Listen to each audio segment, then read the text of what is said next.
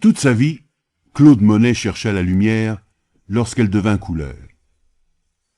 Initié à la peinture dans l'atmosphère maritime du Havre, il découvre des cieux plus durs et violents lors de son service militaire en Algérie, avant de retrouver les douces harmonies des bords de Seine ou de ceux que la Tamise pendant un séjour à Londres en 1870. 4 ans plus tard, il devient le plus connu des impressionnistes, qui expose pour la première fois à l'initiative du photographe Nadar. Et en 1883, il s'installe à Génervy, à l'ouest de Paris, et s'attache au secret de la lumière irisant un merveilleux jardin qu'il conçoit avec passion autour d'un étang que traversent des ponts japonais. Sa mémoire de l'œil, ses souvenirs visuels, son admiration pour Hiroshige Turner se mettent au service de sa rage de saisir la fugacité d'un éclat de lumière sur l'eau mouvante ou sur la flore d'Île-de-France. Dans ce monde clos, il crée un univers infini et merveilleux, fixant sur la toile l'éternité d'un moment, arrêtant le temps par la simple force d'un pinceau magique.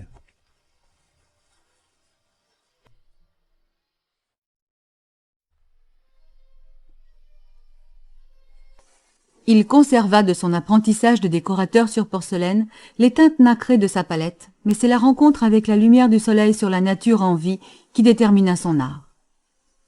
Sur les conseils de Monet, il peint en extérieur et rejoint le groupe des impressionnistes pour s'en éloigner plus tard, dans la gloire venue, qui le reconnaît comme peintre de la vie parisienne, de baigneuses sensuelles en jeune fille faussement pudique, de couleurs chaudes en touches miroitantes sur le feuillage des arbres ou les robes des femmes que guettent des hommes en canotier et en veste bleue. Mais c'est aussi le peintre de la famille, des enfants joueurs et des adolescentes au piano. À travers son art transparaissent toutes les valeurs et les habitudes de la vie de pensée de la bourgeoisie de la Troisième République, et son succès fut rapide, spectaculaire et durable. Auguste Renoir ne choque jamais et séduit toujours. Son appétit de peindre est tel qu'à la fin de sa vie et jusqu'à sa mort en 1919, handicapé par de terribles rhumatismes, il continua de se tenir devant son chevalet, les pinceaux maintenus dans la main par des lanières de cuir.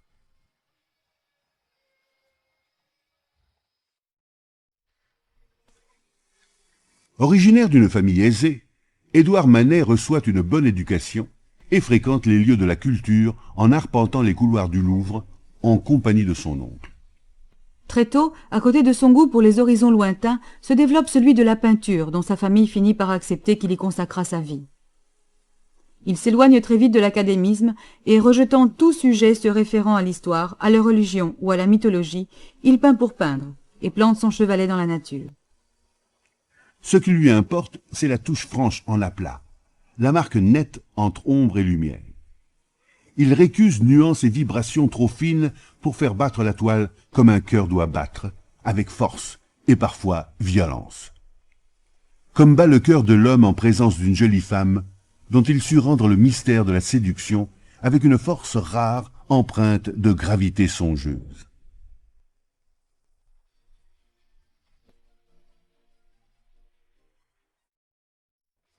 Déjà son nom complet indiquait un destin tout tracé. Henri-Marie Raymond de Toulouse-Lautrec, Montfat, issu d'une famille de vieille noblesse occitane. Ce jeune aristocrate semblait voué à une existence facile et douce, mais à la suite de fractures multiples, il devient infirme, avec des jambes d'enfant supportant un corps d'adulte. Sa vie sera désormais consacrée à son don pour le dessin et la peinture, et sa nouvelle existence sera celle du Paris des plaisirs de la nuit, de la danse et du cirque, des cabarets et des bordels.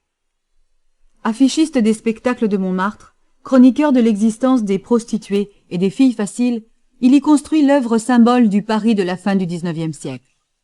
Il s'y consume par l'alcool, le travail acharné et la frénésie d'une existence de plaisir suicidaire qui s'achève en 1901.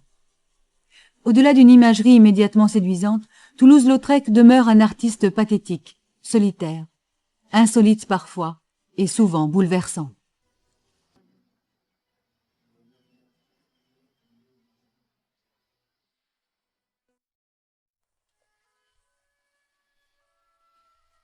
Paul Signac est né l'année où Manet peignit Le Déjeuner sur l'herbe, en 1863, et son art est bien éloigné de celui du maître des couleurs franches.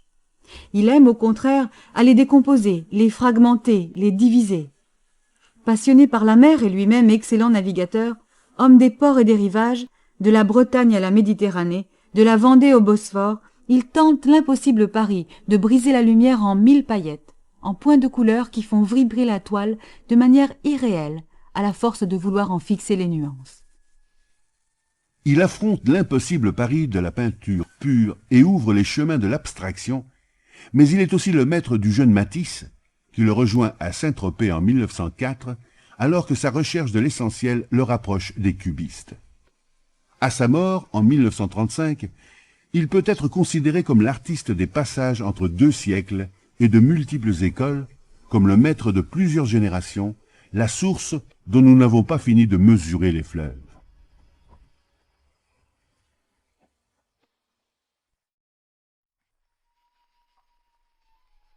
Paul Gauguin se façonna un destin à la mesure de ses nombreux voyages, de ces vastes horizons qui lui servaient de décor dans sa recherche éperdue d'une vérité brutale qu'il sentait nécessaire à son art.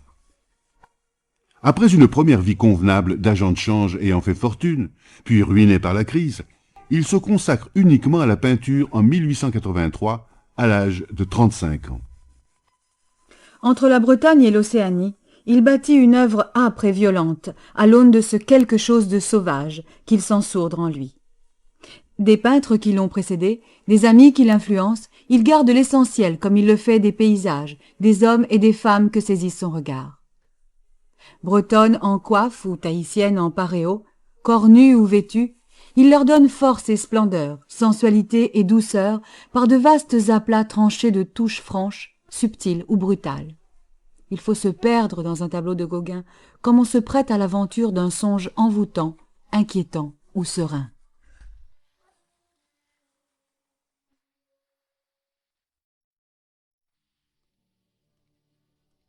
Fils d'un riche bourgeois d'Aix-en-Provence, il se consacre à la peinture à l'issue de solides études classiques suivies aux côtés d'Émile Zola, son condisciple sur les bancs du lycée. Après avoir compris les leçons des anciens maîtres, après avoir suivi les conseils de Pissarro, il choisit d'affronter le motif en plein air et de transcrire sur la toile sa vision des volumes et des couleurs. Parmi les impressionnistes qu'il rejoint dès l'exposition de 1874, il affirme un talent exigeant et original. Sa touche suit les diagonales du tableau et donne de l'épaisseur au sujet traité.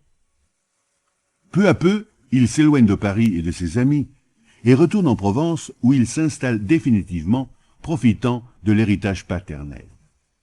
Dès lors commence un dialogue où le paysage tient la première place.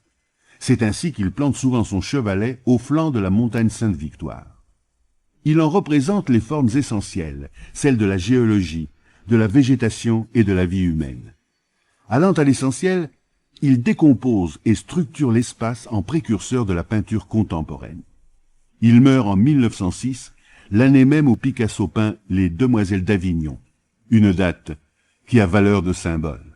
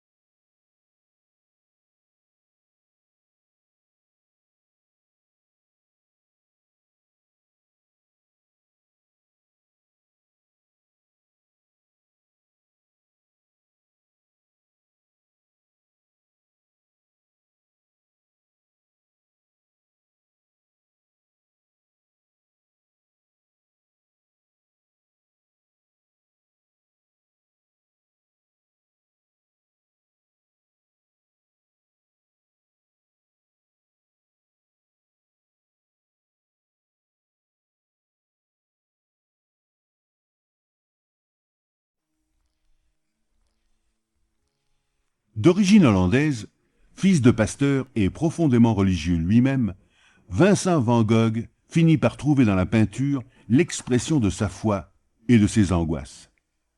À Paris, en Provence, puis à Auvers-sur-Oise, où il se suicide en 1890, il crée une œuvre d'une force et d'une tension incomparables. Son exaltation et sa folie visionnaire s'expriment dans l'audace d'une palette violemment colorée, au service d'une efflorescence de lignes sinueuses qui se jouent des lois de la perspective pour rendre la vérité cachée des êtres, des paysages ou des objets les plus simples.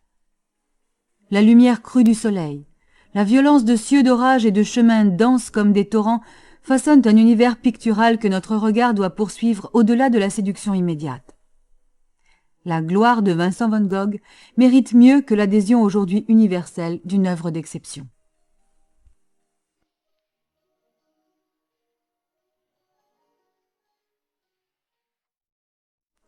Après la disparition de l'Empire romain sous le choc des grandes migrations venues de l'Est, s'affrontent des chefs issus des tribus d'envahisseurs qui tentent de se tailler des royaumes dans les dépouilles des Césars.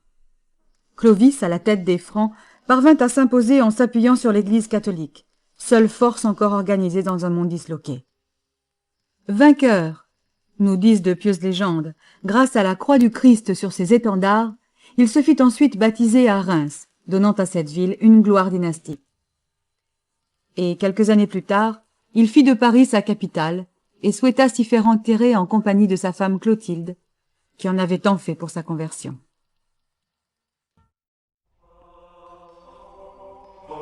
Quatre siècles après la chute de Rome, Charlemagne façonna un nouvel empire et se fit couronner par le pape en l'an 800.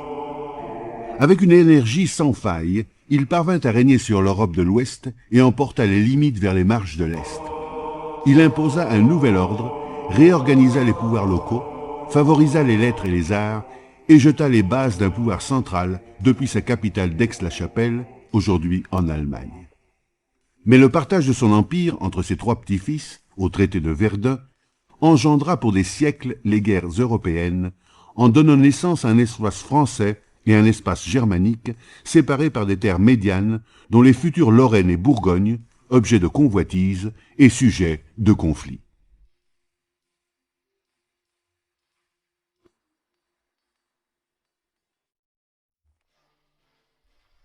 Charles de Gaulle était la France. Il l'appelait son cher et vieux pays. Il assumait l'héritage de 20 siècles d'histoire et en fut imprégné dans chacun des actes de sa vie. Cette haute idée de la patrie l'amena comme militaire à désobéir à ses chefs, à refuser la défaite de 1940 et à prôner depuis Londres la résistance contre l'occupant nazi. Il quitta le pouvoir en 1946, en eut la charge à nouveau en 1958, puis l'abandonna en 1969, non sans avoir contribué à moderniser le pays, à mener à bien la décolonisation et à maintenir la France dans son rang de grande puissance.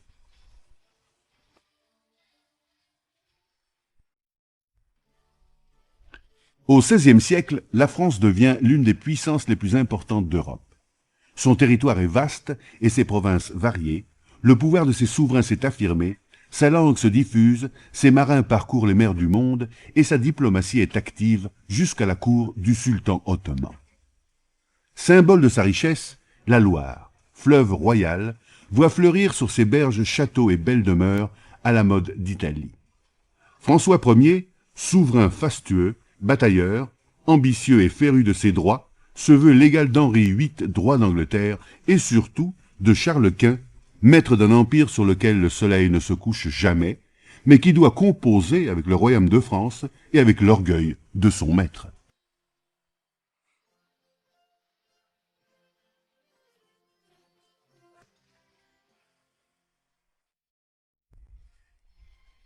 Quelques années après la Révolution américaine, la Révolution française, en une décennie, changea le visage d'un pays et celui de tout un continent. En 1789, le royaume de France était le plus peuplé d'Europe et l'un des plus puissants. Cette vitalité face à un roi faible et une société bloquée fit craquer les structures traditionnelles. La parole, le pouvoir, en une série d'affrontements tragiques, passèrent des mains de la vieille noblesse à de nouveaux groupes sociaux dont Maximilien de Robespierre, né à Arras en 1758, fut l'un des représentants.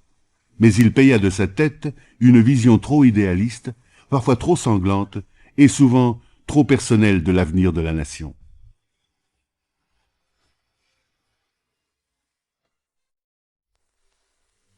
Jamais pouvoir ne fut plus absolu en France que celui de Louis XIV, qui ne dédaignait pas être comparé au soleil. Son règne véritable, après 1661, dura plus d'un demi-siècle, au gré d'une volonté sans partage. Certes, il aima trop la guerre et la gloire des combats, épuisant le pays dans des guerres successives, mais il contribua à sa gloire, moins comme conquérant que représentant d'une culture qui se posa en modèle au reste de l'Europe. Et il est vrai que Versailles fut imité partout, et que partout se firent connaître Molière, La Fontaine, Rameau, et les plus grands des architectes et des jardiniers.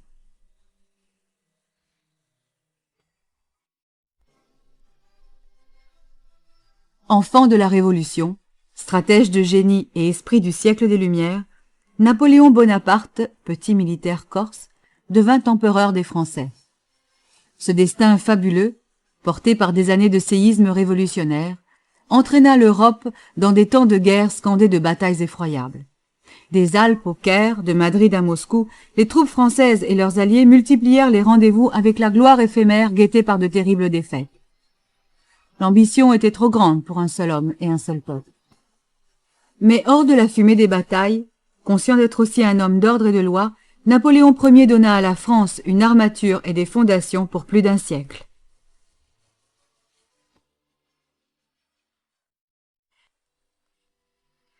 Le rôle historique de Jeanne d'Arc marque l'affirmation d'un sentiment national déjà sensible sous les règnes de Philippe Auguste et de Saint-Louis.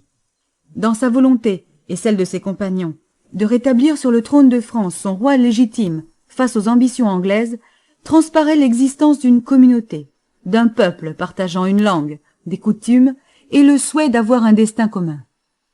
Son martyre scelle véritablement la naissance de la France.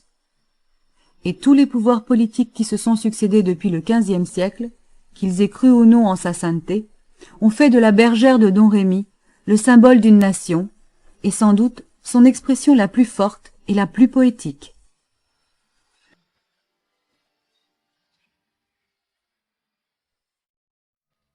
Il est de tradition de considérer Vercingétorix comme le premier d'une longue lignée de héros de l'histoire de France. Honneur redoutable et quelque peu anachronique pour ce roi de tribu arverne vaincu par César en 52 avant Jésus-Christ sur l'oppidum d'Alésia en Bourgogne. Nul n'avait évidemment conscience au 1er siècle, avant notre ère, que se jouait en ce lieu le premier acte du destin d'un pays ensuite marqué par la civilisation romaine.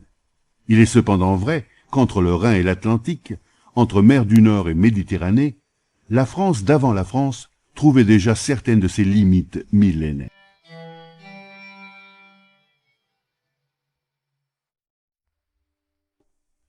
Voulu par l'empereur Napoléon Ier afin de célébrer les armées françaises, l'arc de triomphe de l'Étoile fut édifié à partir de 1806 et sa construction dura jusqu'à 1836 sur des plans de l'architecte Chalgrin, avec des piliers ornés de 10 bas-reliefs, dont le plus important est celui du sculpteur Rude, illustrant la Marseillaise.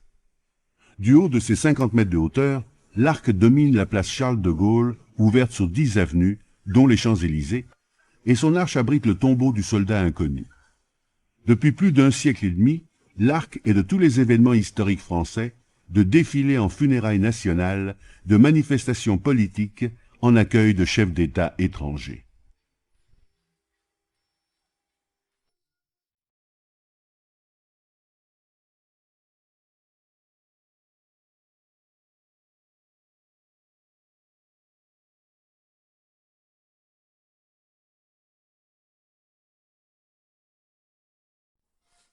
Au centre, un obélisque venu du temple de Luxor, don de Méhéné Ali au roi Charles X en 1829, et dressé quelques années plus tard, loin de son ciel d'Égypte.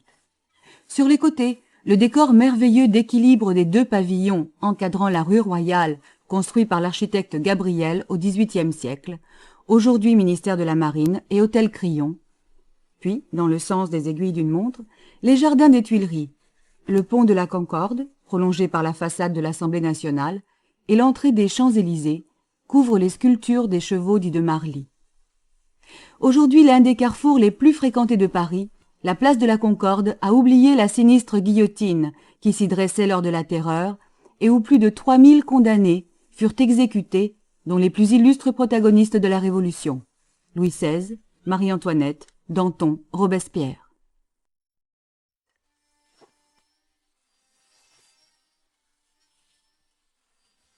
La butte Montmartre, ancien Mont-Mercure de la Lutèce gallo-romaine, fut longtemps une zone champêtre avec ses vignobles, ses moulins à vent, son abbaye et ses carrières de gypse.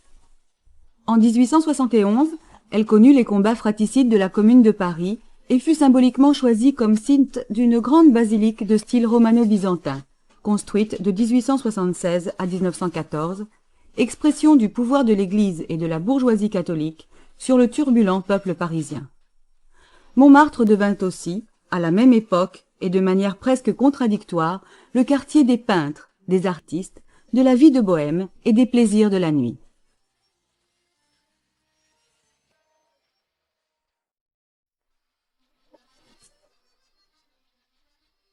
En 1670, afin d'assurer une fin de vie décente aux vieux militaires de ses armées, Louis XIV décida la construction d'un vaste hôtel des Invalides, pour 4000 d'entre eux. L'architecte libéral Bruant conçut un bâtiment alliant simplicité, clarté et équilibre, avec une grande façade de près de 200 mètres, rythmée d'un harmonieux portail et de 2 pavillons. Les façades latérales, la cour d'honneur, l'église Saint-Louis des Invalides, complètent ce chef-d'œuvre du classicisme français qui abrite aujourd'hui le musée de l'armée et se prolonge par l'église du Dôme, où se trouve le tombeau de Napoléon Ier.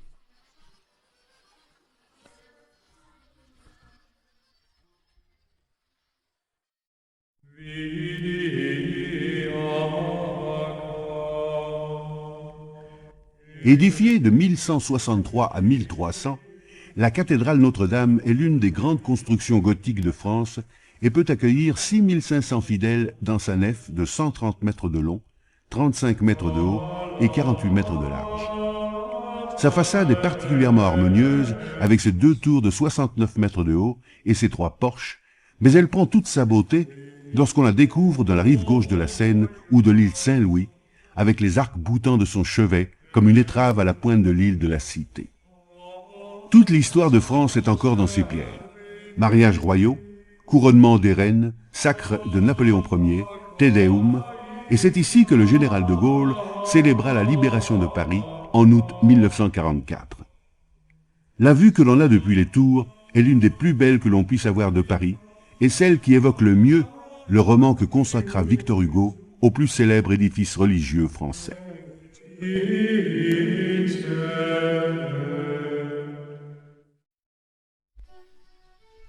Voulu par le président Georges Pompidou, 1911-1974, le centre qui porte désormais son nom est dédié à la création contemporaine dans un bâtiment achevé en 1977 sur les plans des architectes Richard Rogers et Enzo Piano. Cette architecture colorée, toute de verre et de métal, avec ses haubans et son grand escalator extérieur, a choqué bien des sensibilités. Mais aujourd'hui, le bâtiment est devenu le monument le plus visité de Paris, avec sa bibliothèque publique d'information, ouverte à tous, son centre de création industrielle au rez-de-chaussée, abritant des expositions temporaires d'architecture et d'urbanisme, et surtout son musée national d'art moderne, l'un des plus riches au monde, et présentant régulièrement des expositions de prestige sur l'art vivant du XXe siècle.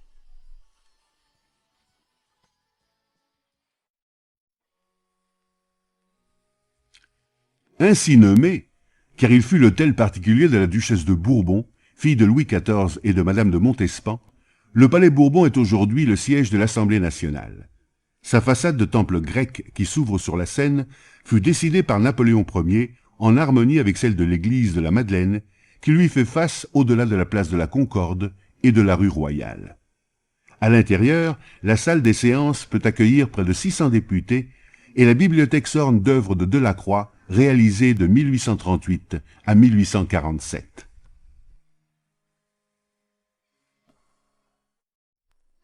Napoléon III et le baron Haussmann ont été les grands fondateurs du Paris que nous connaissons aujourd'hui.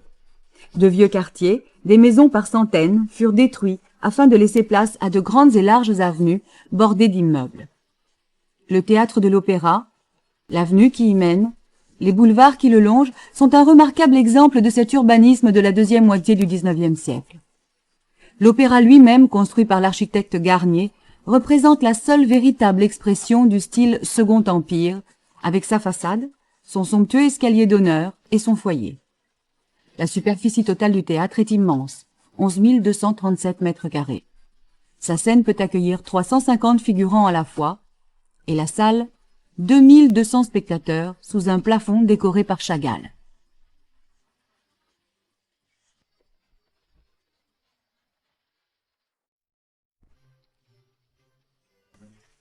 Au début du XVIIe siècle, Henri IV décide de construire en ce lieu de tournoi une vaste place carrée bordée de 36 pavillons de construction identique en pierre et fausses briques, avec de grands toits d'ardoise percés de mansardes, le tout sur d'élégantes arcades. En 1612, cette première place royale, ornée en son centre d'une statue de Louis XIII, est achevée et devient le lieu des carnavals, fêtes publiques, cortèges, mais aussi celui des rendez-vous galants et des duels meurtriers. Au cours des siècles, la place connut nombre d'hôtes illustres tels Victor Hugo, qui séjourna au numéro 6, et dont la demeure est devenue un musée. Le nom actuel de place des Vosges lui fut donné en 1800 afin d'honorer le premier département à payer ses impôts au pouvoir central.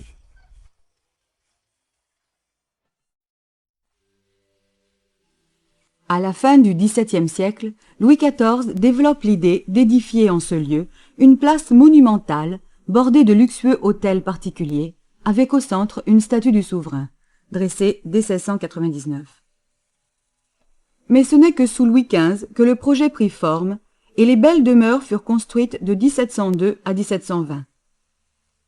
À l'époque révolutionnaire, la statue du souverain fut détruite et remplacée en 1810 par une colonne de maçonnerie de 44 mètres de haut, surmontée d'une statue de l'empereur et recouverte d'un plaquage de bronze sculpté en bas-relief, provenant de la fonte des 1200 canons pris à l'ennemi lors de la bataille d'Austerlitz. En 1871, la Commune de Paris fit s'écrouler ce symbole guerrier, mais la colonne fut ensuite restaurée et marque toujours le centre de la place la plus chic de Paris, avec l'hôtel Ritz, le ministère de la Justice et les plus grands joailliers du monde. L'histoire du peuple de Paris bat ici depuis des siècles. Sur la place qui s'appelait alors place de Grève en bordure de Seine, se réunissaient les manœuvres sans travail, d'où l'expression « faire la grève ». Et c'est ici que se déroulaient les exécutions capitales. Pendaison, décapitation, supplice de la roue ou du bûcher. Dans la maison des piliers se réunissaient dès le XIIe siècle les représentants des corporations. Devenus municipalités puissantes, ils eurent pour siège, à partir du XVIIe siècle, un hôtel de ville imposant. Au lieu des révolutions de Paris, il joua un rôle important à partir de 1789, ainsi qu'en 1830, 1848 et 1871 lors de la Commune. Incendié cette même année, il fut reconstruit de 1874 à 1882 en style néo-renaissant et la décoration intérieure est une remarquable illustration des allégories prisées au début de la Troisième République. Voulu par Saint Louis, grand amateur de reliques, afin d'abriter la couronne d'épines du Christ sur la croix, la Sainte-Chapelle se présente comme un immense reliquaire gothique construit par Pierre de Montreuil de 1245 à 1248. Aujourd'hui située dans l'enceinte du Palais de justice de Paris, elle appartenait à l'origine au Palais royal, et le roi Pieux souhaitait y trouver le recueillement, dans la béatitude divine, illustrée par la lumière des vitraux qui s'élancent, à 15 mètres de hauteur, entre de fines nervures de pierre. Il représente des scènes de l'Ancien et du Nouveau Testament, au gré de 1134 scènes différentes.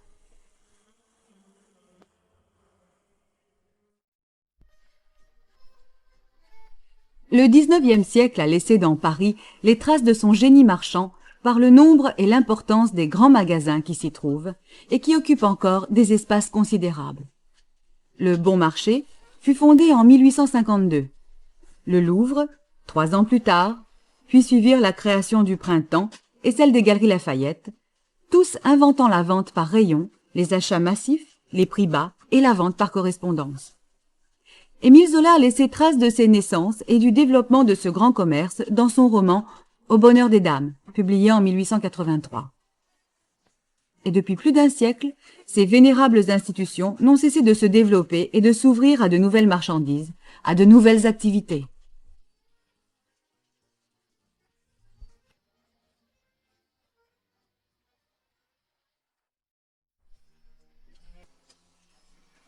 C'est en 1958 que commença, à l'ouest de Paris, la construction du quartier d'affaires de la Défense, qui comprend aujourd'hui un ensemble de tours, un vaste centre commercial et des immeubles d'habitation.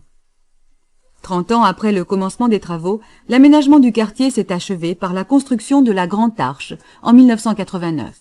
Cet immense cube évidé, où la cathédrale Notre-Dame pourrait tenir à l'aise, abrite un espace d'exposition, des bureaux, et offre de son sommet une admirable vue sur Paris et sur une perspective unique au monde qui, passant par l'arc de triomphe de l'Étoile, atteint le Grand Louvre par la place de la Concorde.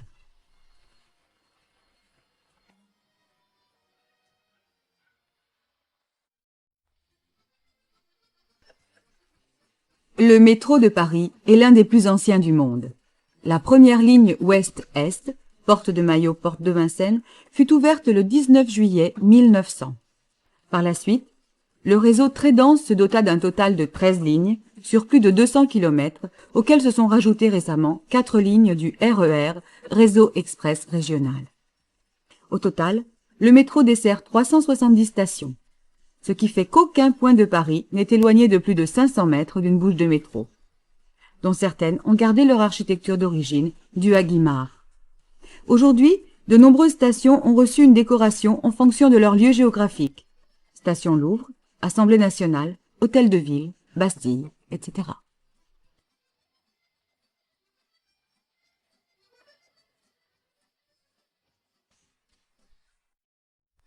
Il fut le peintre le plus raffiné et le moins spontané de son temps. Élevé dans la riche famille d'un banquier cultivé, le jeune Degas fréquente l'école des beaux-arts et voyage en Italie à la découverte des maîtres de la Renaissance. Amateur de photographie et photographe lui-même, il s'intéresse à cet art nouveau et en retient certaines leçons quant au cadrage et aux plans insolites. Fuyant la nature et la touche spontanée, il ne travaille qu'en atelier dans une recherche acharnée du rendu de scène où figurent souvent les chants de course et les ballets d'opéra, deux théâtres de la comédie humaine qu'il fréquente assidûment. Il affectionne la lumière artificielle et sait rendre mieux que quiconque tout à la fois les infinies nuances ou le dur éclat de la lumière électrique. Cet homme de la délicatesse du regard devint aveugle, mais jusqu'à sa mort en 1917, il continua de peindre au pastel et de sculpter ces chères silhouettes de danseuses et de chevaux qui le menaient au-delà de sa nuit.